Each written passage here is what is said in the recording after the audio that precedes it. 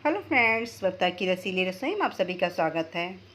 जहां सावन में पड़ने वाले सोमवार का महत्व है, वहीं सावन में पड़ने वाले मंगलवार का भी खास महत्व है।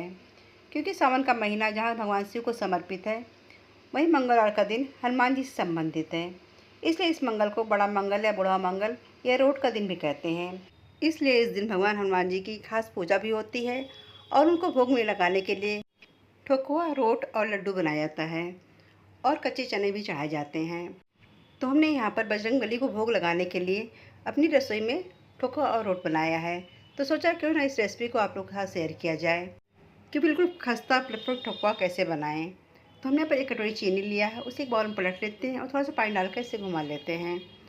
और हम यहाँ पर रोट के लिए थोड़ा ज़्यादा चीनी का यूज़ कर रहे हैं। तो हमने यहाँ पर 1.5 कटोरी चीनी लिया है, उसे बाउल में डाल देते हैं और थोड़ा सा पानी डालकर इसे मिक्स कर लेते हैं। फिर दोनों चीज़ अच्छे से जल्दी से गल जाए, इसके लिए हम इसे गर्म कर लेते हैं ताकि चीनी जल्दी से घुल जाए। और इसे बराबर चलाते रहेंगे ताकि चीनी तले में चिपके ना और अच्छे से घुल जाए। तो चीनी अच्छे से घुल चुकी है, इसके सारे क्रिस्टल ख़त्म हो चुके हैं। और जिस चीनी से हम रोट को तैयार करने वाले हैं, उसे भी घुमाकर हम हल्का सा मेल्ट कर लेते हैं। तो चीनी भी अच्छे से पिघल चुकी है। आप चाहें तो यहाँ पर चीनी को पहले से भिगो कर रख दें, इससे भी आसानी हो जाती है। अब तैयारी कर लेते हैं ठोका बनाने की। तो हमने यहाँ पर 500 ग्राम करीब गेहूँ का आटा लिया है, आटे को अच्छे से छान कर लिया है। ठोको को खस्ता बनाने के लिए हम यहाँ पर देसी घी का मोयन दे देते हैं। आप यहाँ पर जो भी ऑयल खाते हैं आप उसी का यूज़ करके यहाँ पर मोयन लगा सकते हैं। तो सारी चीज़ों को अच्छे से मिक्स कर लेते हैं ताकि आटे के हर दाने पर मोयन अच्छे से लग जाए। जितना अच्छा मोयन लगे रहेगा, ठोका उतना ही खस्ता बन करके तैयार होगा।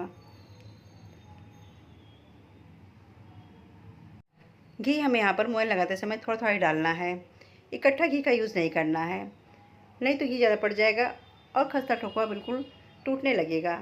इसलिए हम थोड़ा सा घी डालकर इसका मोयन लगा लेते हैं। तो मोयन अच्छे से लग चुका है। अब मुट्ठी बांध कर चेक कर लेते हैं। तो मुट्ठी अच्छे से बंध रही है, यानी कि बिल्कुल परफेक्ट हमारा मोयन लग चुका है। अब इसमें डाल देते हैं कद्दूकस किया हुआ नारियल। आप यहाँ पर और भी ड्राई फ्रूट्स डाल सकते हैं जो भी आपको पसंद हो। हमने यहाँ पर सिर्फ कद्दूकस किया हुआ नारियल का यूज़ किया है। बहुत लोग इसमें सौंफ वगैरह भी डालते हैं, आप चाहें तो यहाँ पर सौंफ का यूज़ करके भी डालकर इसे टेस्टी बना सकते हैं। अब इसमें थोड़ा थोड़ा हम चाशनी डालकर इसका डो तैयार कर लेते हैं। चाशनी हम थोड़ी सी डालेंगे ताकि डो ज़्यादा गीला ना हो। और हमें यहाँ पर परफेक्ट डो लगाने के लिए डो बिल्कुल भुरभुरा होना चाहिए। और थोड़ा सा हम यहाँ पर गाय का दूध डाल देते हैं, इससे भी डो ठोका बहुत ही टेस्टी बन करके तैयार होता है। और बची चाशनी को भी डालकर फिर से एक बार मिक्स कर लेते हैं। ठोका परफेक्ट बने और खस्ता बने, इसलिए हम डो को ना बहुत गीला करेंगे ना बहुत ही टाइट करेंगे, बिल्कुल हल्का भुरभुरा इसी तरह हम बनाकर तैयार कर लेते हैं। तो देखिए डो बिल्कुल भुरभुरा दिख रहा है, तो इसे हम इकट्ठा करके एक बाउल में रख देते हैं। आप इस तरह अगर डो को तैयार करेंगे तो ठोका बिल्कुल खस्ता बन करके तैयार होगा। हम हमेशा इसी तरह का ठोका बनाकर तैयार करते हैं और इस तरीके से बनाया हुआ ठोका बहुत ही खस्ता और टेस्टी होता है। तो इसे ढककर साइड में रख देते हैं और इस थाली में हम रोट की तैयारी कर लेते हैं। तो रोट बनाने के लिए हमने यहाँ पर 500 ग्राम करीब गेहूँ का आटा लिया है और थोड़ा सा आटा हमने और लिया है, क्योंकि हम यहाँ पर सवा सवा पाव का 2 रोट बनाने वाले हैं। तो सेम प्रोसेस को दोहराते हुए आटे में मोयन लगा लेंगे और इसी तरह हम डो को तैयार कर लेते हैं। लेकिन हम यहाँ पर डो थोड़ा हल्का सा गीला तैयार करेंगे। तो मुट्ठी देखिए अच्छे से बन चुकी है, यानी कि परफेक्ट मोयन लग चुका है। अब जो हमने चीनी पिघला कर रखी थी उसी से हम डो तैयार कर लेते हैं। तो चीनी हम थोड़ा थोड़ा डालेंगे ताकि डो ना तो गीला हो ना तो बहुत टाइट हो। और इसमें हम फिर से कच्चा दूध मिला देते हैं और बची हुई चीनी को डालकर इसे मिक्स कर लेते हैं। तो हम यहाँ पर रोट वाले डो को अच्छे से गूँथ लेते हैं, क्योंकि रोट थोड़ा मोटा भी होता है और साइज़ भी काफ़ी बड़ा रहता है। अगर हम यहाँ पर भुरभुरा डो लगाएंगे तो छानते समय टूटने का डर रहेगा। तो डो अच्छे से लग चुका है। अब इतने डो से हम 2 पार्ट कर लेंगे, यानी कि एक एक डो हमारा 100-100 पाव का रहेगा। तो चाकू की सहायता से हम आधे-आधे पार्ट कर लेते हैं और इसे दबाते हुए हल्का सा चिकना कर लेंगे। वैसे जब मेरी सासू माँ थी तो रोट को 1.25 किलो में ही बनाती थी, यानी कि 2 रोट 2.5 किलो का रहता था। लेकिन अब हम रोट 1.25 पाव में बनाते हैं, क्योंकि बड़ा रोट बनाने में प्रॉब्लम भी आती है और टूटने का डर रहता है। इसलिए हम रोट थोड़ा छोटा बनाते हैं ताकि आसानी से पक जाए और छानते समय टूटे ना और अंदर से कच्चा भी ना रहे। तो इसे हम ढक कर रख देते हैं ताकि डो अच्छे से सेट हो जाए। और जो हमने यहाँ पर ठोकर का डो लगा कर रखा था उसे भी देख लेते हैं और उसकी लोइयाँ काट लेते हैं। ठोकवा की लोइयों का साइज़ थोड़ा बड़ा ही रखेंगे क्योंकि थोड़ा ठोकवा मोटा ही अच्छा लगता है। आप यहाँ पर साइज़ अपने इच्छा अनुसार छोटा बड़ा कर सकते हैं, जैसा भी आपको पसंद हो। तो सारी लोइयों को हम काट कर तैयार कर लेते हैं।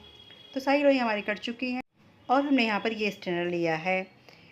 तो आज हम ठोकवा का डिज़ाइन इस स्ट्रेनर पर देने वाले हैं। आप यहाँ पर ठोकवा बनाने वाले सांचे का भी यूज़ कर सकते हैं। तो देखिए डिज़ाइन कितनी अच्छी बनकर के तैयार हुई है और जो ये नीचे से फटा फटा दिख रहा है, इससे ठोकवा बिल्कुल खस्ता बनकर के तैयार होता है। तो इसी तरह हम सारी डिज़ाइन को तैयार कर लेते हैं और डिज़ाइन भी काफ़ी खूबसूरत दिख रही है।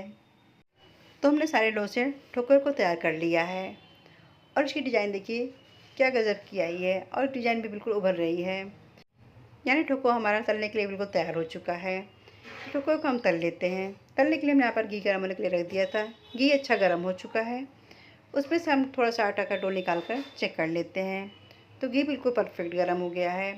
अब हम सारे ठोकवा को एक एक करके कढ़ाई में डाल देते हैं। कढ़ाई में उतना ही डालेंगे जितना कि आसानी से तलते बन जाएँ और गैस का फ्लेम बिल्कुल मीडियम ही रखेंगे और 1 मिनट इसको बिल्कुल भी टच नहीं करेंगे। 1 मिनट बाद इसकी साइड को हम हल्के हाथों से पलट लेते हैं।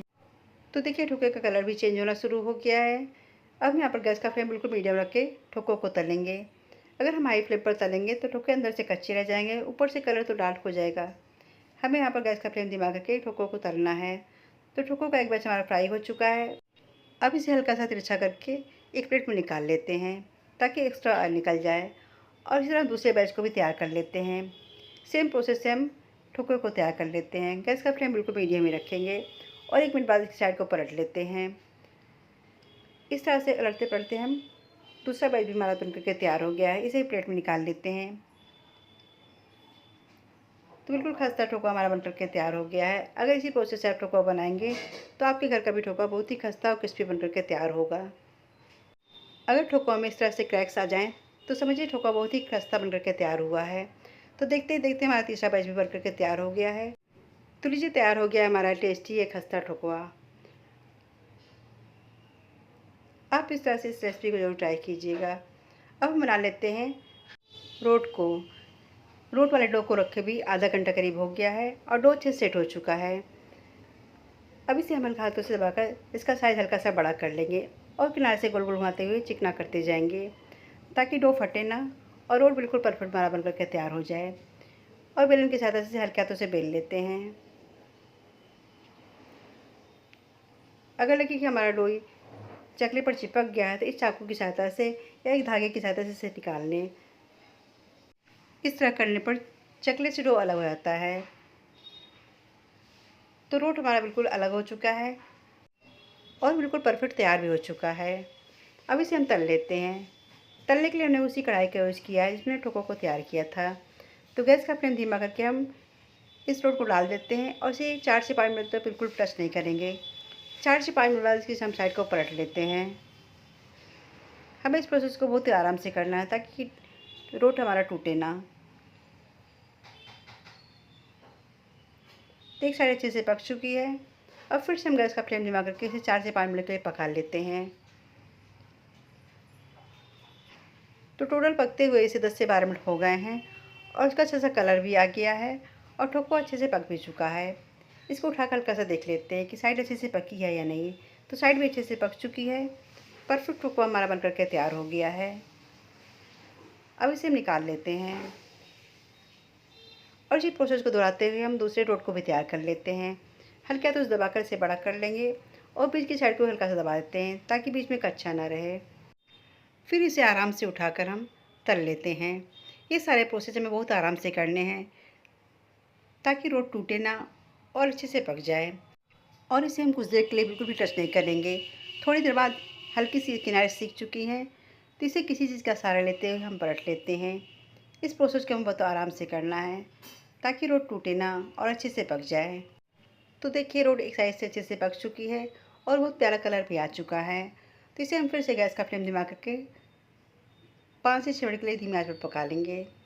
तो दोनों तरफ से रोट अच्छे से पक चुके हैं। अब इसे हल्का सा तिरछा करके हम इसे निकाल लेते हैं। यानी कि दोनों रोट हमारे बन करके तैयार हो चुके हैं। तो हमने बहुत ही आसान तरीके से और परफेक्ट तरीके से बजरंगबली का प्यारा सा भोग हमने तैयार कर लिया है। ये हो गया ठोकवा और ये हो गया रोट। तो टेस्टी ठोकवा और रोट हमारे बनकर के तैयार हो गए हैं।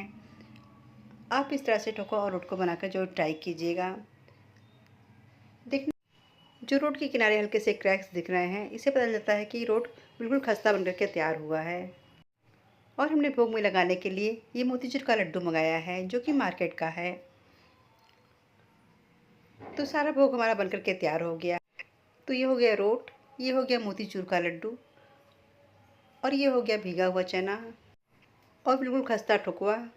साथ ही हमने सारी चीज़ों पर तुलसी की पत्ती भी रख दी हैं, क्योंकि हनुमान जी की भोग में तुलसी की पत्ती का भोग जरूर लगाया जाता है, तभी उनका भोग पूरा होता है। तो पूजा की सारी तैयारी हो गई है और सारे भोग हमारे बन चुके हैं। तो हम तैयारी कर लेते हैं पूजा की। पूजा करने के बाद हम इसी रोट में से थोड़ा सा पार्ट लेकर आपको हम तोड़कर दिखाते हैं। कितना क्रिस्पी, कितना खस्ता ये हमारा रोट बनकर के तैयार हो गया है। अंदर से बिल्कुल भी कच्चा नहीं है और ऊपर से देखने में आप देख ही रहे हैं कितना प्यारा सा कलर आया है। तो लीजिए तैयार हो गया है बिल्कुल मुंह में घुल जाने वाला ये टेस्टी रोट और ठुकवा। आप इस रेसिपी को जरूर ट्राई कीजिएगा। अगर रेसिपी सारी पसंद आए तो वीडियो को लाइक करिएगा, चैनल को सब्सक्राइब और शेयर ज़रूर कीजिएगा और घंटी वाला बटन जरूर प्रेस कीजिएगा, ताकि आने वाली वीडियो की नोटिफिकेशन आप तक सबसे पहले पहुँचे। तो मिलते हैं ऐसी ही रेसिपी के साथ, तब तक के लिए बाय एंड टेक केयर।